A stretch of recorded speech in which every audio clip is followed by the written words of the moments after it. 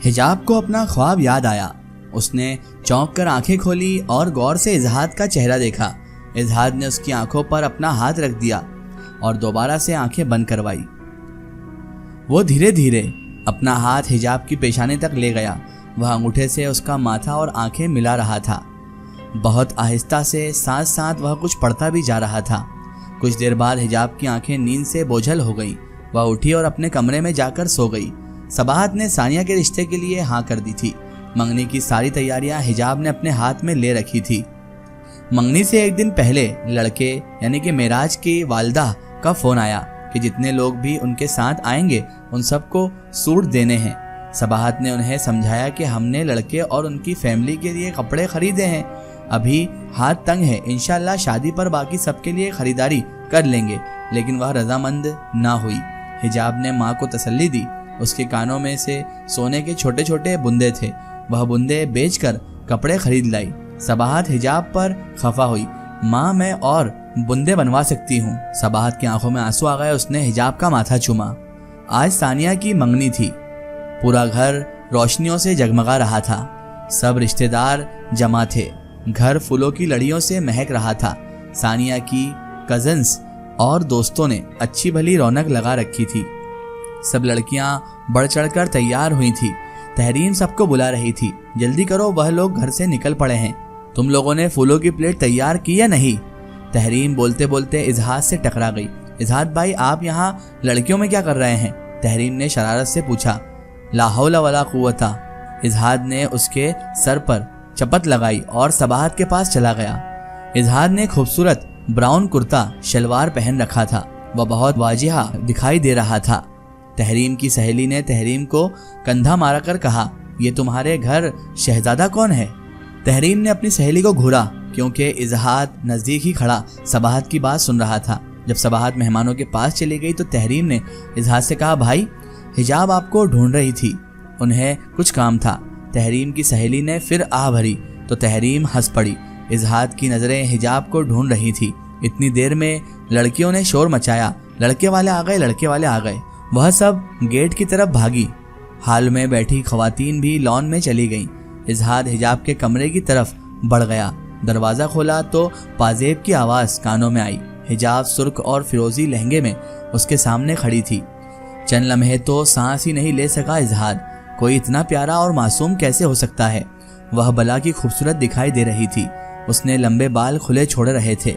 चेहरे पर बस हल्का सा मेकअप करा हुआ था, मगर हुस्न ऐसा था जैसे शीशों में सजी हुई मोम की गुड़िया हो। इजहाद बस देखता रह गया। मुसलसल कुछ ढूंढ रही थी वो। इजहाद ने बेसाख्ता कह दिया, बहुत प्यारी लग रही हो हिजाब। हिजाब ने सर उठाकर देखा, इजहाद को सरता पांव देखा और मुस्कुराकर बोली, तुम्हारा सूट भी बहुत जबरदस्त है। क्या ढूंढ रही हो? इजहाद ने पूछा। तो वो कहने लगी, ज्वेलरी यहाँ पर रखी थी मैंने। वह फिर से बॉक्स में ढूंढने लगी। इजहाद ने उसका हाथ पकड़कर रोका। बॉक्स बंद किया और उसके हाथ पर बेहद प्यारे छोटे छोटे से झुमके रखे। ज्वेलरी को छोड़ो, ये पहन लो, कानों में अच्छे लगेंगे तुम्हारे। तभी वो बोली, इजहाद ये तुम मेरे लिए लाए हो? जी हाँ हिजाब, मैं आपके लिए लेकर आया हूँ। उसने कहा, लेकिन क्यों? तो उसने कहा, दोस्त से तोहफा नहीं लेते क्या हिजाब? बस मैं नाराज। फिर इजहाद ने नाराजगी की एक्टिंग की। अच्छा जी, दे दीजिए, मैं यही पहन लेती हूँ। हिजाब ने झुमके ले लिए तो चौंकी और हैरानी से पूछा, इजहाद ये सोने के हैं? तो इजहाद ने कहा, हाँ। इजहाद ने जवाब दिया तो उसने कहा, तुम पागल हो गए क्या? ये मैं कैसे ले सकती हूँ? ये तो बहुत कीमती लग रहे हैं। नहीं इजहाद, ये सही नहीं है। ये लो, ये ले लो प्लीज। हिजाब ने परेशानी से कहा, ये तुमसे ज्यादा कीमती नहीं है, पहनो इसे, वरना मैं सचमुच तुमसे नाराज हो जाऊंगा। इस दफा इजहाद ने थोड़ा रौब से कहा था। हिजाब ने उसे घूरा और मुंह बनाकर झुमके पहन लिए। इजहाद हंस पड़ा। हिजाब ने पूछा, कैसी लग रही हूँ? इजहाद की आंखें इसके चेहरे पर ही ठहर गई थी। उसका दिल चाह रहा था कि वक्त यहीं थम जाए और वह उसे यूं ही तकता रहे। वह इर्द गिर्द की हर चीज से गाफिल हो गया था। हिजाब ने ड्रेसिंग टेबल से कुछ फूलों की पत्तियां उठाकर उसके चेहरे पर मारी। बादशाह सलामत, क्या हुआ? लड़के वाले आ गए हैं, चलो आओ बाहर। बाहर तो खूब रौनक लगी थी। खाने के बाद मंगनी की रस्म अदा हुई। फंक्शन रात के आखिरी पहर तक जारी रहा और इजहाद ने सारा काम ऐसे संभाला कि सबाहत को बेटे की कमी महसूस न हुई। मेहमानों को भी सबाहत ने यही कहा कि मेरा बेटा है ये। सारा फंक्शन बाखैरियत से बखूबी सर अंजाम हुआ। सब बेहद खुश थे। फंक्शन खत्म होने के बाद जब सब मेहमान चले गए तो सबाहत, हिजाब और इजहाद रात 2 बजे तक घर की चीजें समेटते रहे। काम खत्म हुआ तो इजहाद अपने कमरे में चला गया। जाते जाते उसने हिजाब से चाय की फरमाइश की। हिजाब ने चाय बनाई और उसके कमरे में ले गई। मेरे हाथ की चाय भी बहुत अच्छी होती है। इजहाद ने मुड़कर देखा। हिजाब ने कपड़े तब्दील कर लिए थे। वह सादा भी बहुत प्यारी लग रही थी। ऐसा लग ही नहीं रहा था कि वो सादी ड्रेस में है। हिजाब ने उसे खामोश देखा तो कहा, आज तुमने बहुत काम किए हैं, तुम्हें तो थकन हो रही होगी ना। तुम अगर मुझसे मुसलसल सारी जिंदगी भी काम करवाती रहो तो भी मैं नहीं थकूंगा। इजहाद ने हिजाब को जवाब दिया, क्यों, तुम कोई जिन हो क्या जो नहीं थक सकते? हिजाब ने हंसते हुए कहा। इजहाद की आंखें फिजा में भटकते लगी, तभी जैसे वह किसी गहरी सोच में खो गया हो। हिजाब को उसकी आवाज बहुत दूर से आती हुई महसूस हुई। हाँ, मैं जिन ही हूँ, जिन ही तो हूँ मैं। डरता हूँ कि तुम्हें हकीकत पता चली तो मुझसे डर जाओगी, दूर चली जाओगी मुझसे तुम। मैं तुम्हें खोना नहीं चाहता, मैं जिन ही तो हूँ हिजाब मेरी जान, मगर मैं तुम्हें कभी कोई तकलीफ नहीं दूंगा, ये वादा है मेरा। कभी ख्वाब, कभी इजहाद और कभी किसी धुएं की तरह तुम्हारी जिंदगी से गायब हो जाऊंगा। तुम्हारी खुशी के लिए, तुम्हारी खुशी के लिए मैं अपनी जान भी हाजिर कर सकता हूँ। उसकी बात सुनकर हिजाब खिलखिलाकर हंस पड़ी। इतना सीरियस मजाक? चलो छोड़ो, बाकी बातें तो जाने दो, मगर ये गायब होने वाली बात फिर से मत करना, समझ गए तुम? मुझे ये गायब हो जाने वाला मजाक बिल्कुल भी कुछ पसंद नहीं आया। भूल गए अपना वादा तुमने तो हर मुश्किल वक्त में मेरा साथ निभाने का वादा किया है।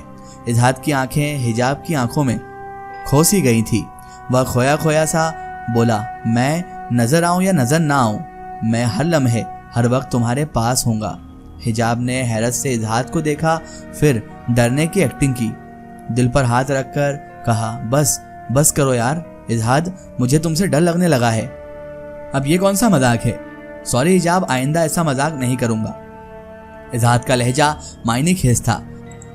वैसे इजहाद, तुम सचमुच में भी जिन बन जाओ तब भी मुझे तुमसे डर नहीं लगेगा। वह हंसी। इजहाद ने कहकहा लगाया, सच में? बनने की क्या जरूरत है, मैं तो हूं ही जिन। अब बोलो। हिजाब कहने लगी, हो तो होते रहो जिन, मुझे कोई परवाह ही नहीं है। वह भी इसी अंदाज में बोली, यानी कोई डर नहीं।